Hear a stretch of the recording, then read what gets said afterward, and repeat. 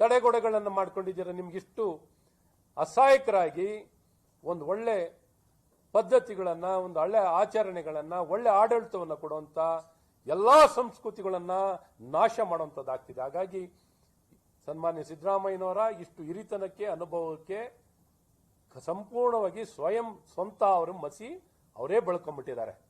ಮಸಿ ಬೆಳ್ಕೊಂಡ್ಬಿಟ್ಟು ಇವತ್ತು ನಾನು ಮಸಿ ಇಲ್ಲ ಅಂತ ಹೇಳ್ಕೊಳಕ್ ಹೋಗ್ತಿದ್ದಾರೆ. ಹಾಗಾಗಿ ಇಲ್ಲಿ ಬಹಳ ಸ್ಪಷ್ಟವಾಗಿದೆ.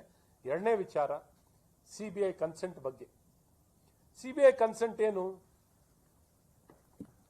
ಕೇಂದ್ರ ಸರ್ಕಾರದ any employee,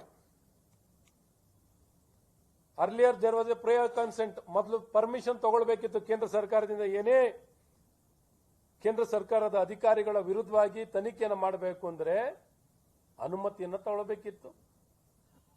supreme court judgment ತದನಂತರ ಜಡ್ಜ್ಮೆಂಟ್ ಕೊಟ್ಟಿದೆ. ಯಾವ ಅನುಮತಿನೂ ತಗೊಳ್ಬೇಕಾಗಿಲ್ಲ. ಸಿಬಿಐ ಯಾವುದೇ ಕೇಂದ್ರ ಸರ್ಕಾರದ ಅಧಿಕಾರಿ